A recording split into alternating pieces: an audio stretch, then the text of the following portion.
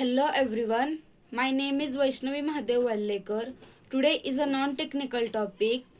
So I am telling you a story about the Tenali Ramans, the Raman the thief catchers. Once upon a time, there was a small village. The village is surrounded by the forest. Into that village, the peoples were troubled about the real thieves. The peoples are really frustrated. The people decided to the people decided to inform about the thieves to the kings. The people were really frustrated, and they informed the kings about the thieves. The king was really disturbed, and the king were really disturbed, and king want to find out the solutions to find how to find that thieves. The king decided to find out the solutions. The next day the kings called his ministers for the meetings. The meeting is conduct to find out the solutions how to find that thieves. But from that meeting, the none of solution is came with effective. The seems to be ineffective. The king was really tensed. The next day, the king decided to take the help of the Ramans. The next day, the kings called the Ramans for the meetings. The Raman is a court gesture and the king's trustworthy persons. The Ramans, after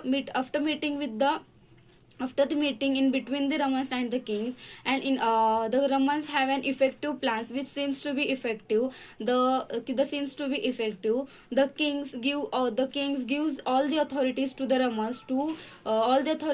Ramans for these plans. The next day, for the Ramans plans. The next day, Ramans announced into the village that villagers are into the under observations or to the strict surveillance. Also, he announced that he possessed the magical power to find out the thieves. Raman is went to the temple. Raman is went to the temples. After the went to the temples, where the Ramans reached there. When the Ramans reached there, the number of peoples are already present there. The Ramans announced that I have kept the magical donkey inside the temple. I have kept the magical donkey inside the temples, and the Ramans instructed everyone to enter into the temples and touch the donkey's tails.